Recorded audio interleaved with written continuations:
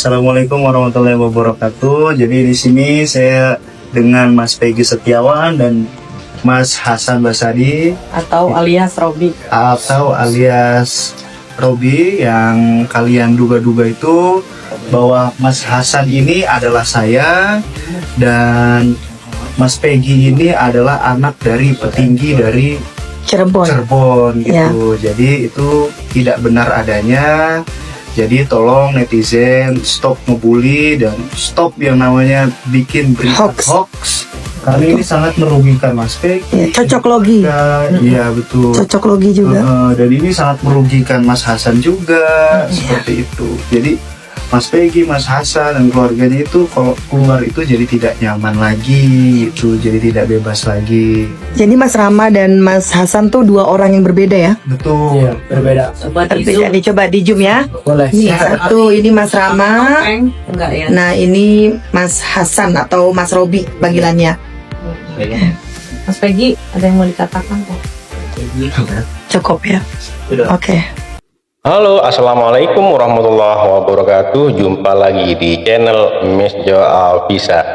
Pada video kali ini saya mau mereaction yang lagi viral, yaitu kasus Vina Cirebon, yang mana masih banyak yang meragukan atas penangkapan si Peggy Setiawan ini ya teman-teman. Dan ini ada yang klarifikasi ya, ada yang klarifikasi bahwasanya selama ini yang dituduhkan ini ada Peggy Setiawan, ada klarifikasi ya di situ. Tapi sebelum masuk ke videonya, alangkah baiknya teman-teman yang belum subscribe silahkan subscribe dulu, dan yang sudah subscribe saya ucapkan terima kasih. Yuk, seperti apa videonya, langsung saja menuju ke TKP. Let's go. Assalamualaikum warahmatullahi wabarakatuh. Jadi di sini saya dengan Mas Peggy Setiawan dan Mas Hasan Basadi Atau alias Robi yang kalian duga-duga itu bahwa Mas Hasan ini adalah saya dan Mas Peggy ini adalah anak dari petinggi dari Cirebon. Ada juga yang mengatakan bahwa DPO itu salah tangkap, ya kan? Sekarang nih Peggy Setiawan dibilang sama masyarakat ini salah tangkap. Peggy ini menurut film begini, menurut orang kesurupan begini, ya kan? Menurut ini begini. Ini kan masih multi tafsir. Polisi datang ke rumahnya dan mengambil motor smash katanya, dan dia dituduh pelaku utama karena dia adalah ketua geng katanya, geng motor. Saya ini mantan anak geng motor. Dulu saya ini geng motor saya Wheelboy dan Pacinko. Ya, saya main di kota. Ya, saya ini joki racing. Dulu saya geng motor di Jakarta. Saya tahu persis bagaimana cara saya tahunan jadi geng motor. Ya, seorang ketua geng motor nggak mungkin pakai smash. Maaf sekali lagi. Maaf sekali lagi. Punten, bukan menghina smash. Smash bagus. Nyampe Surabaya kalau ada yang kuat bawa. Nyampe.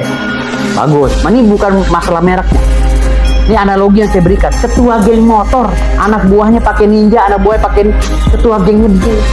Ketua saya dulu pakainya Ferrari. Ya, ketua Pacinko dulu, ya. Minimal erekingnya berjajar.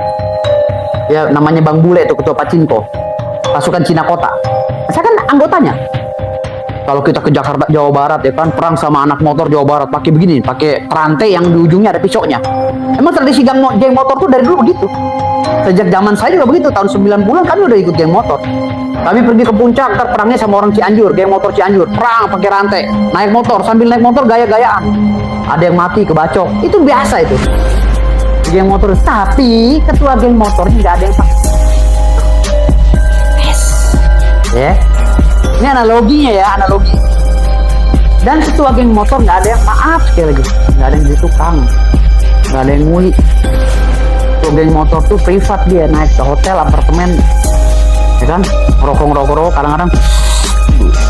Zaman dulu, nih gue cerita zaman dulu, zaman sekarang nggak tahu. Mana tuh dia makan jengkol ya kan, kebauan gitu ya. Assalamualaikum warahmatullahi wabarakatuh. Jadi di sini saya dengan Mas Peggy Setiawan dan Mas Hasan Basadi Atau alias Robi yang kalian duga-duga itu bahwa Mas Hasan ini adalah saya dan Mas Peggy ini adalah anak dari petinggi dari Cirebon. Cirebon gitu. Ya. Jadi itu tidak benar adanya. Jadi tolong netizen stop ngebully dan stop yang namanya bikin berita Hoax. hoax. Karena ini sangat merugikan Mas Peggy. Ya, cocok logi. Iya betul. Cocok logi juga. Dan ini sangat merugikan Mas Hasan juga seperti itu. Jadi Mas Peggy, Mas Hasan dan keluarganya itu kalau keluar itu jadi tidak nyaman lagi gitu, jadi tidak bebas lagi. Jadi Mas Rama dan Mas Hasan tuh dua orang yang berbeda ya? Betul. Berbeda. Berbeda nih, coba di zoom ya. Boleh. Nih, satu ini Mas Rama. Enggak ya. Nah ini Mas Hasan atau Mas Robi panggilannya. Mas Peggy, ada yang mau dikatakan kok? Cukup ya. Oke. Ya kan? Ada juga yang mengatakan bahwa DPO itu salah tangkap, ya kan? Sekarang nih Peggy Setiawan dibilang sama masyarakat ini salah tangkap. Peggy ini menurut film begini, menurut orang kesurupan begini, ya kan? Menurut ini begini. Ini kan masih multitafsir. Jadi kalau hal yang multitafsir itu hak dan kewenangannya ada di pihak kepolisian. Saat ini pihak kepolisian itu sedang mengamankan Peggy Setiawan sebagai pelaku berikutnya yang dianggap DPO. Ya, nah Peggy Setiawan ini harus mengikuti alur daripada proses hukum ini. Ya jangan mengikuti kata-kata netizen, dan netizen juga menghargai proses ini. Dan netizen kalau memang ada pandangan-pandangan lain terhadap Peggy Setiawan dan mengatakan bahwa Peggy Setiawan ini bukan pelaku, ya netizen ini harus benar-benar bisa membuktikan siapa Peggy yang dimaksud atau si Egy apa itu Egy apa sih namanya Egy apalah pokoknya Egy gitu, bukan Egy Setiawan, Egy Perong dan lain Egy Perong dan lain. Siapa sih sesungguhnya dia ini? Bawa ke hadapan polisi. Nah ini hanya bisa dilakukan yang pertama kali oleh pengacaranya si Peggy Setiawan. Kalau Peggy Setiawan mencari pengacara yang cerdas seperti saya lagi dong, sombong boleh ya, gitu. Jadi si Peggy Setiawan ini harus mencari pengacara yang cerdas. Gitu. Bagaimana cara bisa mengungkap ini agar terkuak siapa sesungguhnya Egy Perong yang dimaksud? Gitu. Jangan sampai dirinya konyol. Lantas ada alibi-alibi yang menggiring paradigma dan stigma negatif terhadap si Peggy Setiawan, bahwa katanya Peggy Setiawan pada saat dia itu mendengar dirinya dituduh membunuh si Vina, dia kabur sampai polisi datang ke rumahnya dan mengambil motor smash katanya, dan dia dituduh pelaku utama karena dia adalah ketua geng katanya, geng motor.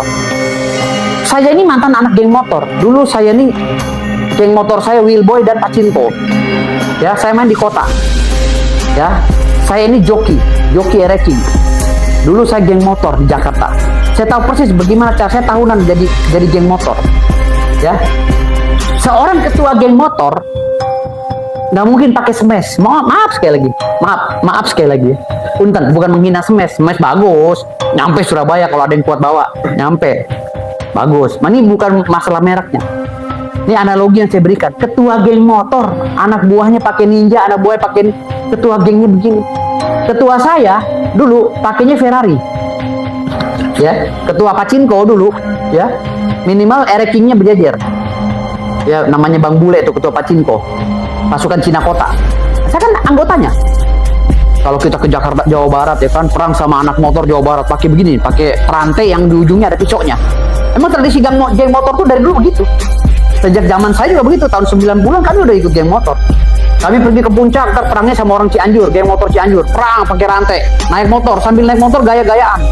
Ada yang mati kebacok, itu biasa itu di geng motor. Tapi ketua geng motornya nggak ada yang pakai. Ya, ini analoginya ya, analogi. Dan ketua geng motor nggak ada yang, maaf sekali lagi, nggak ada yang jadi tukang, nggak ada yang nguli. Ketua geng motor tuh privat, dia naik ke hotel, apartemen, ya kan, ngerokok kadang-kadang. Zaman dulu, ini gue cerita zaman dulu, zaman sekarang nggak tahu. Karena tuh dia makan jengkol ya kan, kebauan gitu ya. Kan beda geng motor zaman gue sama geng motor zaman dulu, beda. Artinya di sini menetapkan si Peggy Setiawan sebagai tersangka, lihat-lihatlah status sosialnya. Masa dia dibilang ketua geng motor atau pelaku? Ketua geng motor kan katanya kan Peggy kan Peggy Setiawan yang sekarang ditangkap. Perong. Iya, nggak tahu Perong atau apalah gitu. Yang motor ketuanya. Nggak mungkin lah, dia kabur mungkin ketakutan. Makanya motor smash ditahan katanya. Yang gue dengar ya sekilas ya. Dia pergi kabur-kabur ketakutan, saking takutnya dia menyamar jadi kuli bisa jadi. Nah dia ketakutan. Orang awam itu kalau udah takut pak, yang tadi nggak bersalah jadi bersalah, dianggap orang. Karena stigmanya kan blunder kayak bagaikan bola salju. Stigma negatif terhadap dia itu blunder terus. Kenapa lu kabur? Kalau lo nggak salah lu datang dong. Yang namanya rakyat biasa pak di kampung di Cirebon. Kalau dengar panggilan polisi kan takut dia pak. Apalagi berkaitan dengan pembunuhan. Udah ada gambarnya itu dia. 6 tahun penjara gue. Kabur mendingan gitu loh. Gitu pak. Jadi artinya dia menjadi buronan bukan karena dia pelakunya, tapi dia udah terlanjur terstigma, ya, terdoktrin dalam dirinya bahwa dia akan dipenjara. Padahal nggak salah. Karena dia mengukur diri, gue bisa membantah ini semua apabila gue didampingi oleh pengacara, seperti pengacara koboi kan gitu. Ya. Tapi karena gue nggak punya duit, gue konyol kalau gue datang sendiri. Gue takut digebukin polisi, disuruh ngaku, akhirnya gue di BAP. Bener dah, gue tadi nggak ngelakuin, jadi ngelakuin. Ini kan hukum Indonesia ini relevan pak. Yang saya cerita ini relevansinya seperti itu. Saya nggak mengada-ngada. Itulah yang terjadi di lapangan saat ini. Maka dalam proses pendidikannya kita harus step by step, perlahan-lahan secara institusional, secara objektif. Jangan sampai ada yang dirugikan. Karena ajas hukum itu harus mendapatkan keadilan, mendapatkan manfaat, dan mendapatkan kepastian hukum. Dulu kan sempat viral gara-gara banyak komentar-komentar di medsos bahwa katanya keluarga bupati, mantan bupati Cirebon terlibat. Saya memberikan komentar. Paling gampang kok untuk mengetahui apakah itu keluarga DPO. Saya katakan cari jejak digitalnya. Karena dalam sejarah kriminal di dunia, apalagi di Indonesia, pelaku DPO selalu kembali atau menghubungi keluarganya. Makanya waktu itu saya mengatakan, kalau memang ada kecurigaan terhadap mantan bupati, periksa dia punya medsosnya. Saya nggak mengatakan bahwa keluarga bupatinya terlibat. Nah, ternyata inilah Ibu Ayu yang baru selesai sebagai wakil bupati Cirebon. Kapan berakhir? Tanggal 17 Mei 2024. Ini anaknya yang dicurigai. Siapa namanya? Siap, Ramadhani. Ramadhani. Pada waktu kejadian dia umur kamu berapa sekarang? 11 tahun. Sekarang berapa? 20. Pada waktu kejadian dia masih umur 11 tahun. Jadi nggak mungkin pelakunya. Terus apa lagi? Katanya bang kamu coba jelaskan lagi Bu. Jadi saya punya putra dan putri 4. Ya. Yang pertama ini namanya Satria Robi Saputra, kelahiran tahun 97. Yang kedua Sela Safira Amalia, kelahiran tahun 1999. Dan yang ketiga kelahiran Resa Primahanjaya, kelahiran tahun 2000. Dan yang keempat ini adalah Ramadhani, kelahiran tahun 2004. Yang dituduhkan adalah ini Ramadhani yang pada saat kejadian usianya masih 11 tahun, sekolah kelas 5 SD. Jadi itu ya teman-teman, klarifikasi dari pemuda yang tidak menyebutkan tadi, hanya mengenalkan ini adalah Eki Setiawan yang dikira anak petinggi Cirebon ya. Ternyata beliau sudah pernah klarifikasi bahwasanya dia itu anaknya orang biasa, hanya mirip aja ya teman-teman, yang selama ini dituduhkan sama orang-orang itu ya teman-teman.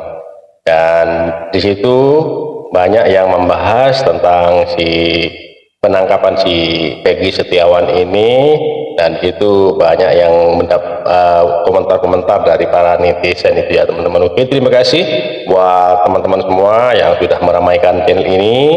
Mohon dukungannya dengan cara subscribe, like, comment, and share agar video ini semakin berkembang dan bermanfaat. Terima kasih, sampai jumpa di video selanjutnya. Wassalamualaikum warahmatullahi wabarakatuh.